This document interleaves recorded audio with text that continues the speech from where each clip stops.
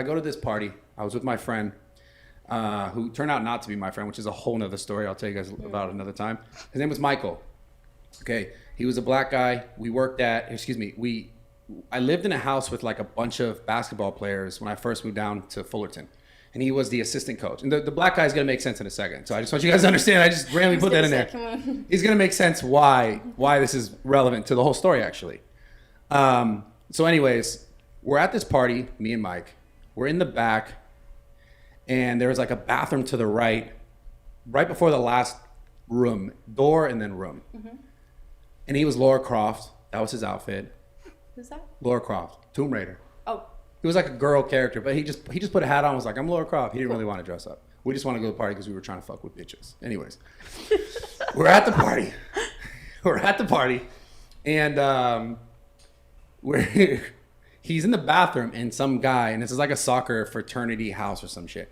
And some guy's like drunk as fuck and he's banging on the door and he's like, I got to use the bathroom. This is my house. Like, get out. And he's like, I'm almost done in a second. And then the guy comes to me because I'm like waiting in that back room, like because I was also going to use the bathroom. And I was waiting for Mike because I'm really socially awkward. So I don't like stand around at parties and I'm like, I'll just not talk to anyone. You still do that? I still do that, yeah. so no, that hasn't changed. Anyways, he goes, oh, is that the black guy? I was like, yeah, the guy with the Tomb Raider thing on. And he's like, oh, yeah, okay. Like, you got to tell him to hurry up because, like, it's my fucking house. He started to get a little bit, like, he was drunk. It's my fucking house. Like, you got to get him the fuck out of there. I was like, all right, I think he'll be done in a second. Anyways, Mike comes out, and the guy's immediately mad at him. Mm-hmm. And he gets in Mike's face, and they're arguing back and forth. And I'm not going to say this word because I just would never say this, but he called Mike the N-word. Whoa. Hard R. Hard R. Super hard R. Right there. Big party foul. And, it's my boy, so I obviously take offense. This guy was white? This guy was white and it was maybe white Hispanic, something like that. I don't know. A whole lot of audacity though. So it was just like, they were arguing. He's like, eh. And then I was like, oh, fuck. And then it got kind of a little more serious. And then he had his two other friends came up and then he goes to Mike. He goes, and I wasn't in this conversation at all. I just want to make this clear. I was just standing right outside of it. Wasn't saying shit. But he goes to Mike. He says, and I'll fuck you and your boy up. Ooh. And I was like, at the time, this was like prime Bradley Martyn, so fucking aggressive, like if I could be, but never aggressive on purpose. But I was waiting. I was always waiting for someone to give me a fucking opportunity just to be an asshole because I was so angry about shit in my life. Got it. So, when people, I mean, I just know they're going to comment and say that they were angry because you were on steroids. You can save themselves from that because you weren't, right? No, absolutely not. Yeah. No, definitely not at this time. So he wasn't. I was just mad about life because my life, there was things that I was upset about my childhood and I always brought it with me. And like real shit. Yeah.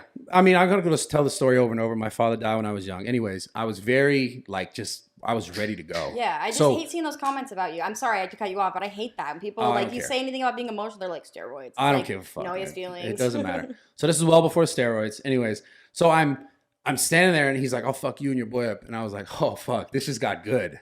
So they kept arguing. He pushed Mike, and then I'm sober as fuck. I don't really drink now, but especially then I was super against drinking, super against drugs. So I was just going out. Again, super socially awkward, trying to find girls.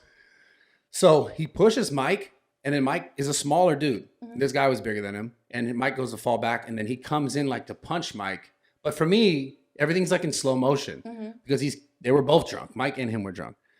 He goes to punch him, and I punched him in the side of the face because he was like, imagine I saw it this way. I punched him straight in the side of the face and threw him around onto the bed that was behind me to my left. And then stuck my knee in his back and hit him 5 times in the face. And this is where the story gets really good. There was wait, how is your knee in his back? So imagine you want to do it to me? I just want to show you. Do it to me. Oh my God. Oh. So imagine I threw him on the fucking bed like this. Watch, and I'm gonna show you. You guys gotta watch a YouTube video to see this. Okay? Well, you're in the way either way. Okay. Am I? Okay, show me. Yeah, I literally see your back. I threw him. I stuck my knee on his side, and his face was against the wall. Was my pussy out? Huh? But full rage, as hard as I could. I'm having a hard time focusing right now. That was fucking awesome. And then it was so funny because the minute that happened, you could tell that guy was the leader. right? Because this is the funniest part now. He's bleeding, like fucked up bleeding. There's blood all over the wall, like on this, like adjacent to like basically the bed was here. He was here. The blood went up on the wall.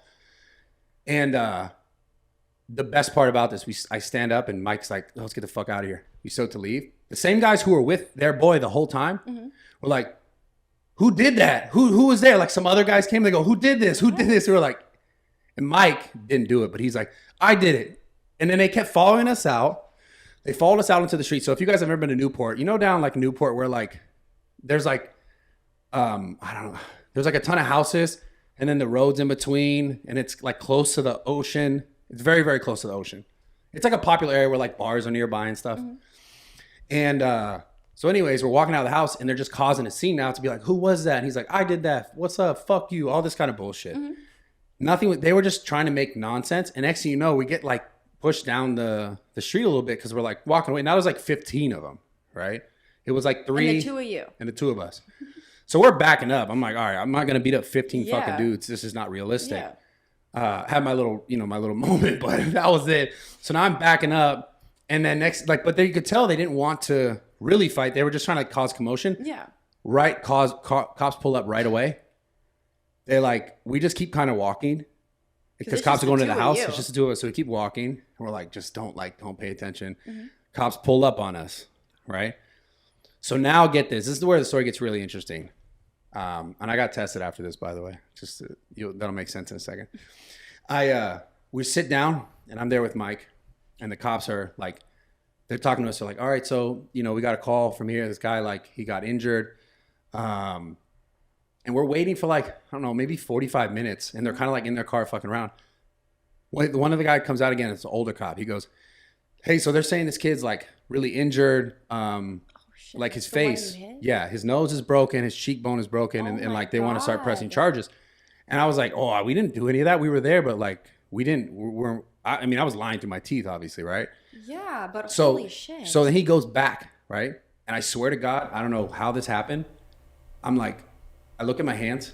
My hands are covered in blood. And I go, if they come back here and they see my hands, I'm fucked. I'm like, this is that. Wait, how didn't they see your hands already? They weren't doing flashlights and shit. So we're sitting down on the curbs like this. We're sitting down on the curbs like, oh my God. I'm not like, hey, what's up? But had you realized the blood was on your hands at that point? You were sitting there? So guess what I did? What'd you do? I licked it off.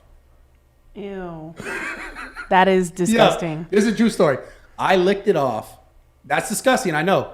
I had to get tested after this because I licked it off. But check this out. Right before, like right as I finished, cop comes back. He goes, "Let me see your guys' hands." Puts the flashlight. So you did it for no reason? No. I did it, and I showed my hands. There was good. Oh. So I didn't get caught because of it. Oh, okay. I'm glad you got it all. Okay. Exactly. I got it off. Fuck the HIV though. Yes. And I didn't consider that whatsoever. Yes, yeah. I didn't consider that at all. I was just like, do not want to get caught. I'm licking this blood off my hand. And that's my story.